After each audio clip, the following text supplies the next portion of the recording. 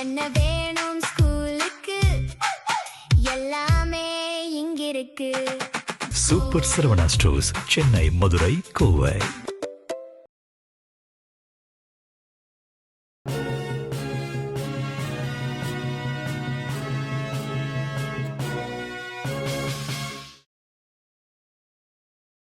வணக்கம். ஜம் செய்திகளுக்காக நான் தர்ஷனா. இந்திய நேரப்படி காலை 8:30 மணி செய்திகள். முதலில் ஜம் தலைப்பு செய்திகளை காணலாம். இந்தியாவும் தென்னாப்பிரிக்காவும் உலகளாவிய தெற்கின் முன்னணி குரல்கள். குடியரசுத் தலைவர் திரௌபதி முர்மு புகழாரம். இந்தியா பிரிட்டன் இடையே சிறந்ததொரு கலந்துரையாடலை மேற்கொண்டோம். மத்திய அமைச்சர் பியூஷ் கோயல் அறிவிப்பு. பிரதமருக்கு சிபிஎஸ்இ மாணவர்கள் மீது அக்கறை இருந்திருந்தால் தர்மேந்திர பிரதான்ஜி எப்போதோ நீக்கப்பட்டிருப்பார். மக்களவை எதிர்க்கட்சி தலைவர் ராகுல் காந்தி விமர்சனம். திருச்சியில் வீரவசனம் பேசிய முதலமைச்சர் ஜோசப் விஜய். சட்டப்பேரவையில் ஏன் பேசவில்லை? திமுக நாடாளுமன்ற உறுப்பினர் ராசா கடும் விமர்சனம். கர்நாடக முதலமைச்சராக டி.கே. சிவகுமார் இன்று பதவியேற்பு. டி.கே. சிவகுமாருடன் 12 முதல் 14 அமைச்சர்கள் பதவியேற்பார்கள் என்று தகவல்.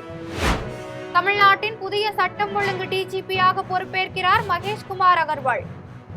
தமிழக காவல்துறையின் 34வது டிஜிபியாக இன்று பதவியேற்பு. பாரசீக வளைகுடா ஹார்முஸ் ஜலசந்தியில் உள்ள கெஷம் தீவின் மீது அமெரிக்கா தாக்குதல். குவைத் மற்றும் பஹ்ரைன் மீது தாக்குதல் நடத்தி பதிலடி கொடுத்த ஈரான். இனி விரிவான செய்திகளை காணலாம். இந்தியாவும் தென்னாப்பிரிக்காவும் வரலாற்று மற்றும் சமகால சிறப்புமிக்க நட்புறவை பகிர்ந்து கொள்கின்றன என்று இந்திய ஜனாதிபதி திரௌபதி முர்மு தெரிவித்துள்ளார். தென்னாப்பிரிக்காவின் துணை ஜனாதிபதி ஷிபோகோசா பவுலஸ் மசாடில் ராஷ்டிரபதி பவனில் இந்திய ஜனாதிபதி திரௌபதி முர்முவை சந்தித்தார். இந்தியாவும் தென்னாப்பிரிக்காவும் வரலாற்று மற்றும் சமகால சிறப்புமிக்க நட்புறவை பகிர்ந்து கொள்கின்றன என்றும் இரு நாடுகளுக்கும் உலகளாவிய தெற்கின் முன்னணி குரல்களாக திகழ்கின்றன என்றும் ஜனாதிபதி கூறினார். இருதரப்பு வர்த்தகத்தின் சீரான வளர்ச்சியை அவர் குறிப்பிட்டார். மேலும் தொழில்நுட்பம், மருந்துத்துறை, எரிசக்தி, சிறு குறு மற்றும் நடுத்தர நிறுவனங்கள் மற்றும் திறன் மேம்பாடு போன்ற துறைகளில் இரு தரப்பினரும் பரஸ்பரம் பயனிலுக்கும் ஈடுபாட்டை தொடர்ந்து விரிவுபடுத்த வேண்டும் என்றும் தெரிவித்தார். இந்தியா பிரிட்டன் இடையேயான பொருளாதார மற்றும் இருதரப்பு வணிக முன்னுரிமைகளை மேம்படுத்துதல் குறித்து இரு நாடுகளுக்கும் இடையே சிறந்ததொரு கலந்துரையாடலை மேற்கொள்ளப்பட்டதாக மத்திய அமைச்சர் பியூஷ் கோயல் தெரிவித்துள்ளார். மத்திய வர்த்தகம் மற்றும் தொழில்துறை அமைச்சர் பியூஷ் கோயல் இந்தியா பிரிட்டன் வர்த்தக மேம்பாட்டு பேச்சுவார்த்தை குறித்து தனது சமூக வலைதள பக்கத்தில் பதிவிட்டுள்ளார். இதில் தனது நண்பரும் பிரிட்டனின் வர்த்தக மற்றும் வணிகத்துறை அமைச்சர் பீட்டர் கைல் மற்றும் அவரது குழுவினரை இந்தியாவிற்கு வரவேற்பதில் பெருமகிழ்ச்சி அடைவதாக தெரிவித்தார். இந்தியா பிரிட்டன் இடையேயான பொருளாதார ஈடுபாட்டின் அடுத்த கட்டத்தை உருவாக்குதல், இருதரப்பு வணிக முன்னுரிமைகளை மேம்படுத்துதல் மற்றும் தங்களது வலுவான எதிர்கால நோக்குடைய கூட்டாண்மையை மேலும் பலப்படுத்துவது குறித்து சிறந்ததொரு கலந்துரையாடலை மேற்கொண்டதாக கூறினார். பிரதமருக்கு சிபிஎஸ்இ மாணவர்கள் மீது அக்கறை இருந்திருந்தால் தர்மேந்திர பிரதான்ஜி எப்போதோ நீக்கப்பட்டிருப்பார் என்று மக்களவை எதிர்க்கட்சி தலைவர் ராகுல் காந்தி தெரிவித்துள்ளார். மக்களவை எதிர்க்கட்சி தலைவர் ராகுல் காந்தி சிபிஎஸ்இ தேர்வு குளறுபடி விவகாரம் தொடர்பாக தனது சமூக வலைதள பக்கத்தில் அறிக்கை ஒன்று வெளியிட்டுள்ளார். இதில் சிபிஎஸ்இ தலைவர் மற்றும் செயலாளர் மாற்றப்பட்டு ஒரு நபர் விசாரணை குழு அமைக்கப்பட்டுள்ளதாக தெரிவித்தார். ஆனால் இதற்கு உண்மையான பொறுப்பேற்க வேண்டிய கல்வி அமைச்சர் தர்மேந்திர பிரதான் மீது ஏன் எந்தவித நடவடிக்கையும் எடுக்கப்படவில்லை என்று கேள்வி எழுப்பினார். இந்த விவகாரத்தில் உடனடியாக கல்வி அமைச்சர் தர்மேந்திர பிரதானை பதவி நீக்கம் செய்து நீதித்துறை விசாரணைக்கு உத்தரவிட வேண்டும் என்று வலியுறுத்தினார். மேலும் பிரதமருக்கு 18.5 மில்லியன் சிபிஎஸ்இ மாணவர்கள் மீது அக்கறை இருந்திருந்தால் தர்மேந்திர பிரதான்ஜி எப்போதோ நீக்கப்பட்டிருப்பார் என்று விமர்சித்தார். திருச்சியில் வீரவசனம் பேசிய முதலமைச்சர் ஜோசப் விஜய் சட்டமன்றத்தில் ஏன் அப்படி பேசவில்லை என்றும் எதிர்க்கட்சி தலைவர் உதயநிதி ஸ்டாலின் கேட்கும் எந்த கேள்விகளுக்கும் பதில் எதுவும் சொல்லவில்லை என்றும் சென்னையில் திமுக துணை பொதுச் செயலாளர் ராசா தெரிவித்துள்ளார். சென்னை அண்ணா அறிவாலயத்தில் திமுக துணை பொதுச் செயலாளர் ராசா மற்றும் அமைப்பு செயலாளர் RS பாரதி ஆகியோர் செய்தியாளர்களை சந்தித்தனர். செய்தியாளர்கள் சந்திப்பில் ராசா பேசும்போது திருச்சியில் கிழக்கு தொகுதி மக்களுக்கு நன்றி தெரிவிக்க சென்ற விஜய் முதலமைச்சர் என்ற தகுதியை குறைத்துக் கொண்டு பேசியுள்ளார் என்றும் சட்டமன்றத்தில் விஜய் பேசியதையும் திருச்சியில் பேசியதையும் ஒப்பிட்டு பாருங்கள் என்றும் தெரிவித்த அவர் சட்டமன்றத்தில் தளர்வு, சோர்வு, தயக்கம், இயலாமை இருந்தது என்றும் திருச்சியில் ஏன் இந்த வீரவசனம், அதை எழுதி கொடுத்தவர் யார் என்றும் ஆராசா கேள்வி எழுப்பினார். திருச்சியில் வீரவசனம் பேசிய விஜய் சட்டமன்றத்தில் ஏன் அப்படி பேசவில்லை என்றும், எதிர்க்கட்சி தலைவர் உதயநிதி ஸ்டாலின் கேட்கும் கேள்விகளுக்கு பதில் எதுவும் சொல்லவில்லை என்றும், திமுக உங்கள் மீது என்ன விமர்சனம் வைத்திருக்கிறோம் என்றும் ஆராசா கேள்வி எழுப்பினார். மேலும் திருவள்ளுவருக்கு காவி சாயம் பூசப்பட்ட போது முதலமைச்சர் அதை பற்றி ஏன் பேசவில்லை என்றும், மதம் பார்க்க மாட்டோம் என்றார்கள். ஆனால் முதலமைச்சர் கையில் ஒரு மதம், நெற்றியில் ஒரு மதம், பதவியேற்ற போது ஜோசப் விஜய் என்று ஒரு மதம் உள்ளது என்றும் திமுக துணை பொதுச் செயலாளர் ராசா தெரிவித்துள்ளார். தமிழ்நாட்டின் புதிய சட்டம் ஒழுங்கு டிஜிபியாக ஐபிஎஸ் அதிகாரி மகேஷ்குமார் அகர்வால் இன்று பொறுப்பேற்கிறார். தமிழகத்தின் புதிய டிஜிபி பதவிக்காக ராஜீவ்குமார், சந்தீப் ராய் ரத்தோர், மகேஷ்குமார் அகர்வால் ஆகிய 3 பேர் தேர்ந்தெடுக்கப்பட்டு அதற்கான பட்டியல் யுபிஎஸ்சிக்கு அனுப்பப்பட்டது. இது தொடர்பாக டெல்லியில் நடந்த கூட்டத்தில் இந்த 3 பேர் கொண்ட பட்டியலுக்கு யுபிஎஸ்சி ஒப்புதல் அளித்தது. இதைத் தொடர்ந்து காவல்துறையில் மிக உயரிய பதவியாக விளங்கும் தமிழக டிஜிபி பதவிக்கு ஐபிஎஸ் அதிகாரியான மகேஷ்குமார் அகர்வால் நியமிக்கப்பட்டுள்ளார். இந்நிலையில் தமிழகத்தின் புதிய டிஜிபியாக நியமிக்கப்பட்டுள்ள மகேஷ்குமார் அகர்வால் இன்று காலை 10:45 மணியளவில் சென்னை காமராஜர் சாலையில் உள்ள டிஜிபி அலுவலகத்தில் 34வது டிஜிபியாக பதவியேற்க உள்ளார். பாரசீக வளைகுடா ஹார்முஸ் ஜலசந்தியில் உள்ள கெஷம் தீவின் மீது அமெரிக்கா தாக்குதல் நடத்தியுள்ளது. பாரசீக வளைகுடா ஹார்முஸ் ஜலசந்தியில் உள்ள கெஷம் தீவின் மீது அமெரிக்கா தாக்குதல் நடத்தியது. இந்த தாக்குதல் குறித்து அமெரிக்க சென்காம் ஈரான் ராணுவ தரைக்கட்டுப்பாட்டு நிலையத்தை தாங்கள் குறிவைத்து தாக்குதல் நடத்தியதாக தெரிவித்தது. இதற்கு பதிலடியாக ஈரான் குவைத் மற்றும் பஹ்ரைன் மீது ஏவுகணை மற்றும் ட்ரோன்கள் மூலம் தாக்குதல் நடத்தியது. ஆனால் ஈரான் ஏவுகணைகள் மற்றும் ட்ரோன்கள் இலக்கை தாக்க தவறிவிட்டதாகவும், அவை அனைத்தும் தாங்கள் பாதுகாப்பு படைகள் சுட்டு வீழ்த்தியதாகவும் அமெரிக்கா தெரிவித்துள்ளது. ஒவ்வொரு ஆண்டும் லட்சக்கணக்கான முஸ்லிம்கள் ஹஜ் புனித யாத்திரையை வெற்றிகரமாக நிறைவு செய்து வருவதாக மத்திய அமைச்சர் கிரண் ரிஜிஜு தெரிவித்துள்ளார். தில்லியில் மத்திய அமைச்சர் கிரண் ரிஜிஜு செய்தியாளர்களை சந்தித்து பேசினார். அப்போது ஒவ்வொரு ஆண்டும் லட்சக்கணக்கான முஸ்லிம்கள் ஹஜ் புனித யாத்திரையை வெற்றிகரமாக நிறைவு செய்து பாதுகாப்பாக தங்கள் இல்லங்களுக்கு திரும்புவதை உறுதி செய்ய இந்திய அரசு முழுமையாக முயன்று வருகிறது என்று தெரிவித்தார். ஹஜ் புனித யாத்திரையை மேற்கொண்டவர்கள் தங்கள் தாய்நாட்டிற்கு திரும்பும் போது அது அனைவருக்கும் அளவற்ற மகிழ்ச்சியை அளிக்கும் என்று குறிப்பிட்டார். விமான போக்குவரத்து மற்றும் விமான நிலைய செயல்பாடுகள் தொடர்பான அனைத்து விவகாரங்களையும் சிவில் விமான போக்குவரத்து துறை அமைச்சகம் மேற்பார்வையிடுகிறது என்றும், வெளியுறவுத்துறை அமைச்சகமும் இதில் மிக முக்கிய பங்காற்றுகிறது என்றும் கூறினார். மின்சாரத்திற்கான தேவை படிப்படியாக அதிகரித்து வருகிறது என்றும், வரும் காலங்களில் மேலும் உயரும் என்றும் மத்திய அமைச்சர் மனோகர் லால் கட்டார் தெரிவித்துள்ளார். மின் அமைச்சகத்திற்கான நாடாளுமன்ற ஆலோசனை குழுவின் கூட்டத்திற்கு பிறகு சண்டிகரில் மத்திய அமைச்சர் மனோகர் லால் கட்டார் செய்தியாளர்களை சந்தித்து பேசினார். அப்போது மின்சாரத்திற்கான தேவை படிப்படியாக அதிகரித்து வருகிறது என்றும், இனி வரும் காலங்களில் இத்தேவை மேலும் உயரும் என்றும் நாங்கள் எதிர்பார்ப்பதாக கூறினார். பெட்ரோல், டீசல் மற்றும் எரிவாயு போன்ற பெட்ரோலிய பொருட்களிலிருந்து விலகி செல்லும் போக்கு அதிகரித்து வருவதாகவும், இத்தேவை தற்போது மின்சாரத்தின் மூலமே பூர்த்தி செய்யப்படுவதாகவும் கூறினார். மேலும் வீடுகளில் சமையல் செய்வதற்கு எரிவாயுக்கு பதிலாக மின்காந்த அடுப்பு அடிப்படையிலான சமையல் சாதனங்கள் பயன்படுத்தப்பட்டு வருகின்றன. இக்காரணங்களும் மின்சார தேவையை அதிகரிக்க செய்கின்றன என்று தெரிவித்தார். மத்திய அரசின் உயிர்நீர் இயக்கம் 2.0 திட்டத்தை செயல்படுத்துவதற்காக மத்திய அரசுடன் தமிழக அரசு புரிந்துணர்வு ஒப்பந்தம் மேற்கொண்டுள்ளது. தமிழ்நாடு முதலமைச்சர் ஜோசப் விஜய் சென்னை தலைமை செயலகத்திலிருந்தும், மத்திய அரசின் ஜல்சக்தி துறை மந்திரி பாட்டீல் புதுதில்லியில் இருந்தும் காணொலி காட்சி வாயிலாக கலந்து கொண்ட கூட்டத்தில் அவர்கள் முன்னிலையில் உயிர்நீர் இயக்கம் 2.0 திட்டத்தின் நீட்டிக்கப்பட்ட செயலாக்க காலத்திற்கான புரிந்துணர்வு ஒப்பந்தம் கையெழுத்திடப்பட்டது. இது தொடர்பாக தமிழக அரசு வெளியிட்டுள்ள அறிக்கையில், தற்போது மத்திய அரசினுடைய அமைச்சரவையின் ஒப்புதலின் அடிப்படையில் இத்திட்டம் 2028ஆம் ஆண்டு டிசம்பர் மாதம் வரை நீட்டிக்கப்பட்டுள்ளது என்று தெரிவித்துள்ளது. உயிர்நீர் இயக்கம் 2.0 திட்டத்தின் நீட்டிக்கப்பட்ட செயலாக்க காலத்திற்கான புரிந்துணர்வு ஒப்பந்தம் கையெழுத்திடப்பட்டதின் மூலம் மத்திய அரசின் குடிநீர் மற்றும் சுகாதாரத்துறையால் தமிழ்நாட்டிற்கு வழங்கப்பட வேண்டிய தொகையில் முதற்கட்டமாக 2177 கோடியே 27 லட்சம் நிதி கிடைக்கப்பெறும் என்று தெரிவித்துள்ளது. இத்திட்டம் 2028ஆம் ஆண்டு வரை நீட்டிக்கப்பட்டிருப்பது என்று கூறியுள்ளது. கிராமப்புறங்களில் உள்ள அனைத்து குடும்பங்களுக்கும் பாதுகாப்பான குடிநீர் வழங்கலை உறுதி செய்யும் திட்டம் இது என்று அறிக்கையில் தெரிவித்துள்ளது. குஷிநகரில் உள்ள மகாத்மா புத்த வேளாண்மை மற்றும் தொழில்நுட்ப பல்கலைக்கழகத்தின் கட்டுமான பணியை முதலமைச்சர் யோகி ஆதித்யநாத் ஆய்வு மேற்கொண்டார்.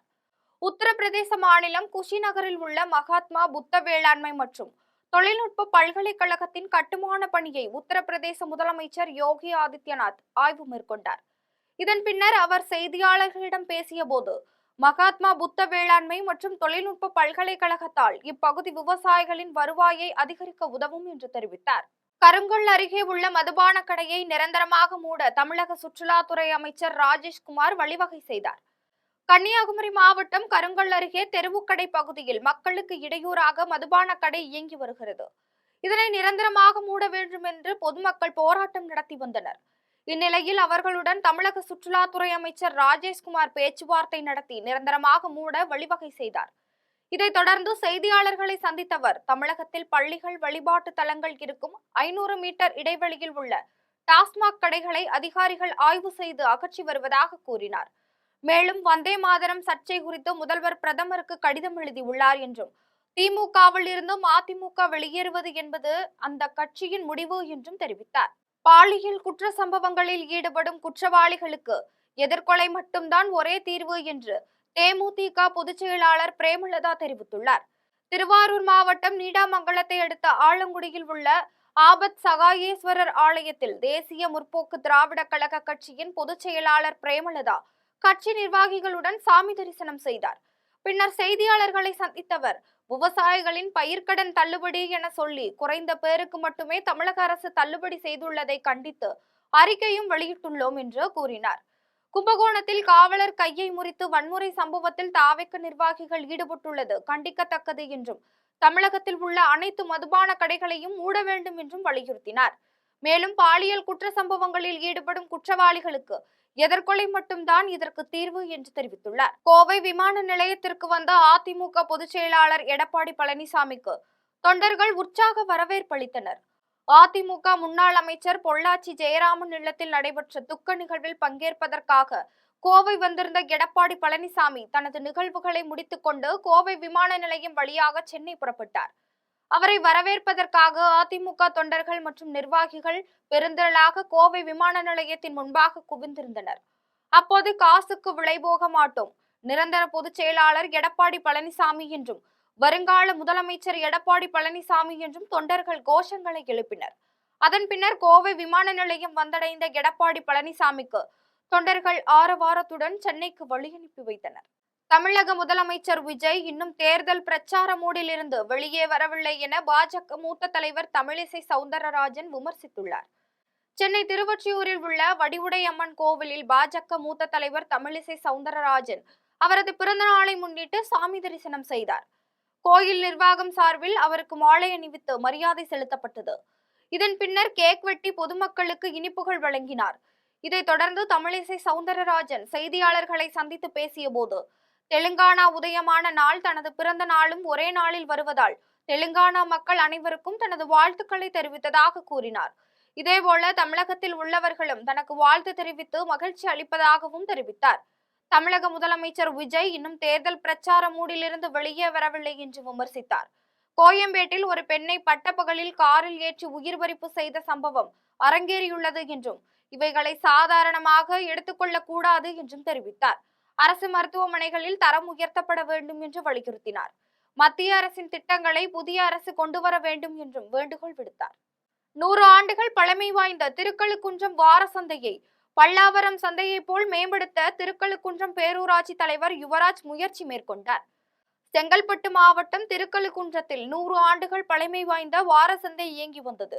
கிட்டத்தட்ட 15 ஆண்டுகளுக்கும் மேலாக நலிவடைந்த நிலையில் இயங்கி வந்த வார சந்தை கடந்த திமுக ஆட்சியில் வார சந்தைக்கான இடம் தேர்வு செய்யப்பட்டு ரூபாய் 2,42,00,000 செலவில் அமைக்கப்பட்ட சந்தையை முன்னாள் அமைச்சர் தாமு அன்பரசன் திறந்து வைத்து பயன்பாட்டிற்கு ஒப்படைத்தார். அதனைத் தொடர்ந்து வார சந்தையினை மேம்படுத்தும் விதமாக திருக்கழுக்குன்றம் பேரூராட்சி தலைவர் யுவராஜ் பல்லாவரம் மனிதநேய வணிகர்களை கடந்த சில மாதங்களுக்கு முன்பு சந்தித்து, எங்கள் பகுதிக்கு வருகை தந்து உங்கள் பொருட்களை எங்கள் வார சந்தையில் சந்தைப்படுத்துங்கள் என்றும், கிராமப்புறம் சூழ்ந்த பகுதியாக இருப்பதால் எங்கள் பகுதி சந்தையை மேம்படுத்த உதவும் என்று கேட்டுக்கொண்டதின் பெயரில் இன்றைய தினம் பல்லாவரம் சந்தையில் இருந்து 80க்கும் மேற்பட்ட கடைகள் திருக்கழுக்குன்றம் வார சந்தையில் இடம்பெற்றன. இந்நிலையில் பல்லாவரம் மனிதநேய வியாபாரிகளுக்கு திருக்கழுக்குன்றம் பேரூராட்சி சார்பில் பேரூராட்சி மன்ற தலைவர் யுவராஜ் சால்வை அணிவித்து நன்றி தெரிவித்தார். நிகழ்ச்சியில் பேரூராட்சி கவுன்சிலர்கள் விஜயகுமார், தேன்மொழி, இளங்கோ உட்பட பலர் உடனிருந்தனர். போத்தனூரில் உள்ள தனியார் மண்டபத்தில் தமிழ்நாடு அரசு மாவட்ட ஹாஜிகள் கூட்டமைப்பு சார்பில் முக்கிய ஆலோசனை கூட்டம் நடைபெற்றது. கோவை மாவட்டம் போத்தனூரில் உள்ள தனியார் மண்டபத்தில் தமிழ்நாடு அரசு மாவட்ட ஹாஜிகள் கூட்டமைப்பு சார்பில் முக்கிய ஆலோசனை கூட்டம் நடைபெற்றது. இதில் தமிழகம் முழுவதும் இருந்து 50க்கும் மேற்பட்ட மாவட்ட அரசு ஹாஜிகள், இஸ்லாமிய அறிஞர்கள் உள்ளிட்ட ஏராளமானோர் கலந்து கொண்டனர். இக்கூட்டத்தில் தமிழகத்தில் இஸ்லாமியர்களுக்கு தற்போது வழங்கப்பட்டு வரும் 3.5% உள் இடஒதுக்கீட்டை 5% உயர்த்த வேண்டும், பொருளாதார ரீதியாக பின்தங்கியுள்ள இஸ்லாமியர்களுக்கு கல்வி மற்றும் வேலை வாய்ப்பில் கூடுதல் வாய்ப்புகள் வழங்கப்பட வேண்டும் என்பது உள்ளிட்ட பல்வேறு கருத்துக்கள் ஆலோசிக்கப்பட்டது. இந்த கூட்டத்தின் முடிவில் தமிழக அரசுக்கு பல்வேறு கோரிக்கைகள் அடங்கிய மனு அனுப்ப தீர்மானிக்கப்பட்டதாக தகவல் வெளியாகியுள்ளது. உத்திரமேரூர் சட்டமன்ற உறுப்பினரை காஞ்சிபுரம் மாவட்ட விடுதலை சிறுத்தை கட்சியின் மாவட்ட பொறுப்பாளர்கள் மரியாதை நிமித்தமாக நேரில் சந்தித்தனர். காஞ்சிபுரம் மாவட்ட ஆட்சியர் அலுவலகத்தில் உள்ள சுற்றுலா மாளிகையில் விடுதலை சிறுத்தைகள் கட்சியின் மாவட்ட செயலாளர் எழிலரசு மற்றும் விடுதலை சிறுத்தை கட்சியின் மேலிட பொறுப்பாளர் பாசறை செல்வராஜ், மாவட்ட துணை செயலாளர்கள், ஒன்றிய செயலாளர்கள், மாவட்ட பொருளாளர்கள், விடுதலை சிறுத்தைகள் கட்சியின் நிர்வாகிகள் ஆகியோர் தமிழக வெற்றி கழகத்தின் உத்திரமேரூர் சட்டமன்ற உறுப்பினர் முனிரத்னம் அவர்களை நேரில் சந்தித்து மாலை அணிவித்து பொன்னாடை போர்த்தி வாழ்த்து தெரிவித்தனர். வந்தவாசி தேரடியில் அதிமுக ஒற்றுமையை வலியுறுத்தி உயிர்நீத்த தஞ்சாவூர் பூக்கடை மகேந்திரனுக்கு அதிமுகவினர் மௌன அஞ்சலி செலுத்தினர். திருவண்ணாமலை மாவட்டம் வந்தவாசி தேரடியில் அதிமுக ஒற்றுமையை வலியுறுத்தி உயிர்நீத்த தஞ்சாவூர் பூக்கடை மகேந்திரனுக்கு மெழுகுவத்தி ஏந்தி அதிமுகவினர் அஞ்சலி செலுத்தினர். இதில் அதிமுக முன்னாள் அமைச்சர் முக்கூர் சுப்பிரமணியன் தஞ்சை பூக்கடை மகேந்திரன் படத்திற்கு மாலை அணிவித்து மலர் தூவி அஞ்சலி செலுத்தினார்.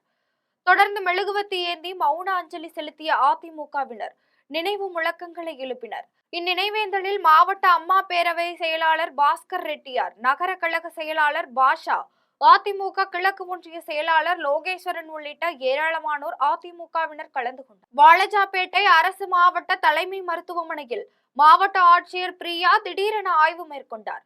ராணிப்பேட்டை மாவட்டம் வாலாஜாபேட்டை அரசு மாவட்ட தலைமை மருத்துவமனையில் மாவட்ட ஆட்சியர் பிரியா திடீரென ஆய்வு மேற்கொண்டார். அப்போது ஆய்வில் மருத்துவமனையில் தலைமை மருத்துவர் அறை, மருத்துவர்கள், மருத்துவ பணியாளர்கள் வருகை பதிவேடு உள்ளிட்டவைகள் குறித்து கேட்டறிந்தார். இதைத் தொடர்ந்து குழந்தைகள் நலப்பிரிவு, ஆண்கள், பெண்கள், உள்நோயாளிகள் பிரிவு உள்ளிட்ட மருத்துவமனை முழுவதும் சுற்றி பார்த்து பல்வேறு அறிவுரைகளை வழங்கினார். இந்நிகழ்வில் மருத்துவர்கள், செவிலியர்கள், பணியாளர்கள் உள்ளிட்ட ஏராளமானோர் உடன் இருந்தனர். புதுக்கோட்டையில் மூடப்பட்டுள்ள அதிமுக அலுவலக சாவியை யாரிடம் ஒப்படைப்பது தொடர்பாக வருவாய் கோட்டாட்சியர் அலுவலகத்தில் நடைபெற்ற கூட்டத்தில் பழனிவேல் ஆதரவாளர்கள் விஜயபாஸ்கருக்கு எதிராக கண்டன முழக்கங்களை எழுப்பியதால் பரபரப்பு ஏற்பட்டுள்ளது. புதுக்கோட்டையில் அதிமுகவில் நிலவி வரும் உட்கட்சி மோதல் மற்றும் சட்டம் ஒழுங்கு பிரச்சினை காரணமாக மூடப்பட்டுள்ள மாவட்ட அதிமுக அலுவலகத்தின் சாவியை யாரிடம் ஒப்படைப்பது என்பது தொடர்பாக வருவாய் கோட்டாட்சியர் அலுவலகத்தில் சமரச பேச்சுவார்த்தை நடைபெற்றது. எடப்பாடி பழனிசாமியால் புதிதாக நியமிக்கப்பட்ட வடக்கு மாவட்ட செயலாளர் பழனிவேல் மற்றும் அவரது ஆதரவாளர்கள் கூட்டத்தில் பங்கேற்றனர். ஆனால் முன்னாள் அமைச்சர் விஜயபாஸ்கர் தரப்பில் வழக்கறிஞர் ஒருவர் மட்டுமே கலந்து கொண்டார். கூட்டத்திற்கு வந்த பழனிவேல் ஆதரவாளர்கள் விஜயபாஸ்கருக்கு எதிராக கண்டன முழக்கங்களை எழுப்பியதால் பரபரப்பு ஏற்பட்டது. இதையடுத்து மீண்டும் சமரச பேச்சுவார்த்தை நடத்தப்படும் என்றும் அதில் தீர்வு எட்டப்படாவிட்டால் புதிய மாவட்ட செயலாளர் பழனிவேலிடம் அலுவலக சாவியை ஒப்படைப்பது குறித்து முடிவு எடுக்கப்படும் என்றும் அதிகாரிகள் தெரிவித்துள்ளனர். தமிழக அரசு தேர்தல் வாக்குறுதியின்படி அனைத்து விவசாய கூட்டுறவு பயிர்க்கடன்களை ரத்து செய்ய வேண்டும் என்பதை வலியுறுத்தி தென்காசியில் தமிழ்நாடு விவசாயிகள் சங்கம் சார்பில் ஆர்ப்பாட்டம் நடைபெற்றது. தென்காசியில் உள்ள புதிய பேருந்து நிலையம் முன்பாக தமிழ்நாடு விவசாயிகள் சங்கம் சார்பில் ஆர்ப்பாட்டம் நடைபெற்றது. ஆர்ப்பாட்டத்தின் போது தமிழக அரசு தேர்தல் வாக்குறுதியின்படி நிபந்தனைகள் ஏதுமின்றி அனைத்து விவசாய கூட்டுறவு பயிர்க்கடன்களையும் முழுமையாக ரத்து செய்ய வேண்டும், விஜய் அரசு விவசாயிகளை ஏமாற்றும் நோக்கத்தில் செயல்படாமல் உடனடி நடவடிக்கை எடுக்க வேண்டும் என்பதை வலியுறுத்தி கோஷங்களை எழுப்பினர். ராணிப்பேட்டை அருகே வீட்டில் உரிமையாளர்கள் உறங்கிக் கொண்டிருந்த போது பீரோவில் இருந்த 21 சவரன் தங்க நகை உள்ளிட்டவைகள் கொள்ளையடிக்கப்பட்ட சம்பவம் அப்பகுதியில் பெரும் பரபரப்பை ஏற்படுத்தியுள்ளது. ராணிப்பேட்டை மாவட்டம் களத்தூர் கிராமத்தைச் சேர்ந்தவர்கள் பழனி பராசக்தி தம்பதியர்.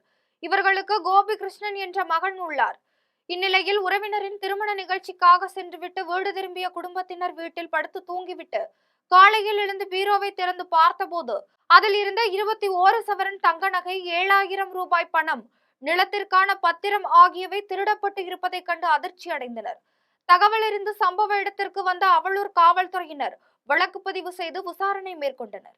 காரைக்காலில் பெண் ஒருவரிடம் 9 சவரன் தாலி சங்கிலியை பறித்து சென்ற கொள்ளையர்களை காவல்துறையினர் கைது செய்துள்ளனர். காரைக்கால் மாவட்ட நகர பகுதியில் உள்ள ஜீவானந்தம் வீதியில் வசித்து வருபவர் சரண்யா. இவர் தனது இருசக்கர வாகனத்தில் மேல காசக்குடி அருகே சென்று கொண்டிருந்த போது இருசக்கர வாகனத்தில் வந்த 2 நபர்கள் சரண்யாவை பின்தொடர்ந்துள்ளனர். அப்போது திடீரென சரண்யாவை வழிமறித்து கூறிய கருவியை காட்டி மிரட்டி அவர் அணிந்திருந்த சுமார் 9 சவரன் தாலி சங்கிலியை அறுத்து தப்பி ஓடி சென்றுள்ளனர். இதனை அடுத்து சம்பவம் குறித்து நெடுங்காடு காவல் நிலையத்தில் புகார் அளித்துள்ளார். புகாரின் பேரில் நெடுங்காடு காவல்துறையினர் விசாரணை நடத்தியதில் கும்பகோணத்தை சேர்ந்த முத்தமிழரசன் மற்றும் முத்து ஆகியோரை மடக்கி பிடித்து திருடி சென்ற 9 பவுன் தாலி சங்கிலி, வழிப்பறி சம்பவத்திற்கு பயன்படுத்திய இருசக்கர வாகனம், செல்போன், கூறிய கருவி ஆகியவற்றை பறிமுதல் செய்து இருவரையும் நீதிமன்றத்தில் ஆஜர்படுத்தி சிறையில் அடைத்தனர். விளாத்திகுளம் அருகே கட்டிலுக்கு அடியில் அரசால் தடை செய்யப்பட்ட புகையிலை பொருட்களை வைத்திருந்த திமுக நிர்வாகியை காவல்துறையினர் கைது செய்தனர். தூத்துக்குடி மாவட்டம் விளாத்திகுளம் அடுத்த மேலக்கரந்தை கிராமத்தில் முத்தையா என்பவரின் மகன் அதிவீரன் என்பவர் வீட்டில் சட்டவிரோதமாக அரசால் தடை செய்யப்பட்ட புகையிலை பொருட்களை விற்பதாக வந்த தகவலின் அடிப்படையில் மாசார்பட்டி காவல் நிலைய காவல்துறையினர் அதிவீரன் வீட்டை சோதனை செய்தனர்.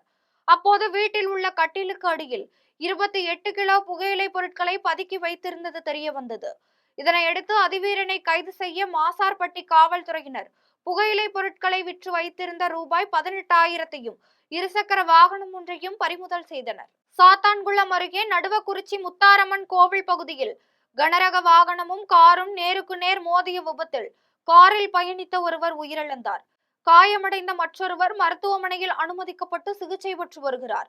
ராமநாதபுரம் மாவட்டம் அப்பனூர் கிராமத்தைச் சேர்ந்த ராமமூர்த்தி மற்றும் அதே பகுதியைச் சேர்ந்த ஜெயகுரு ஆகியோர் காரில் பயணித்து தூத்துக்குடி மாவட்டம் சாத்தான்குளம் அருகேயுள்ள நடுவக்குறிச்சி மின்வாரிய அலுவலகத்தில் பணியாற்றும் தங்களது உறவினரை சந்திப்பதற்காக வந்தனர்.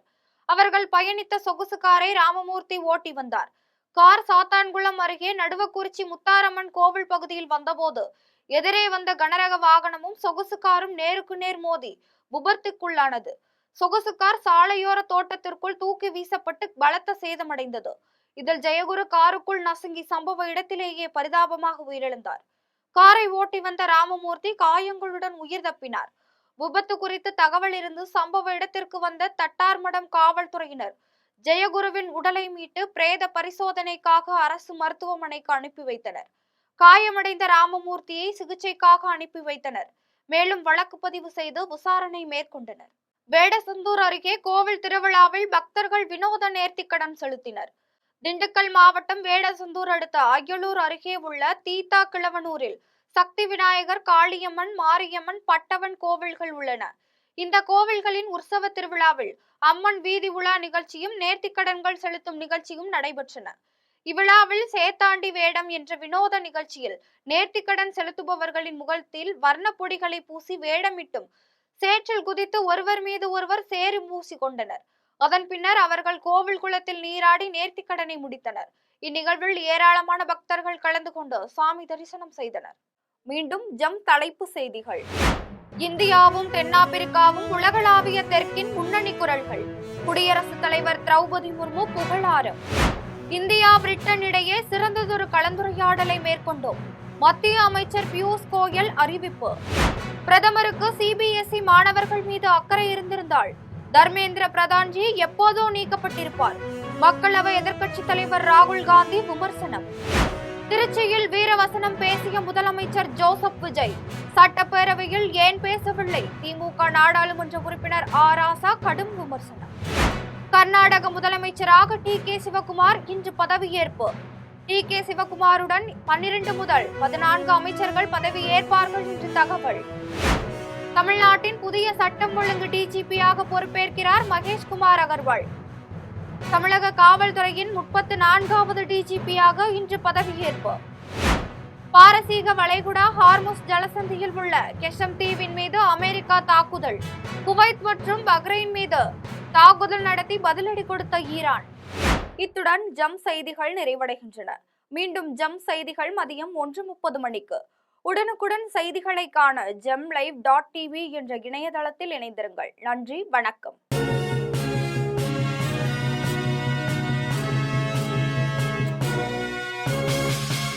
என்ன வேணும் ஸ்கூலுக்கு, எல்லாமே இங்கிருக்கு.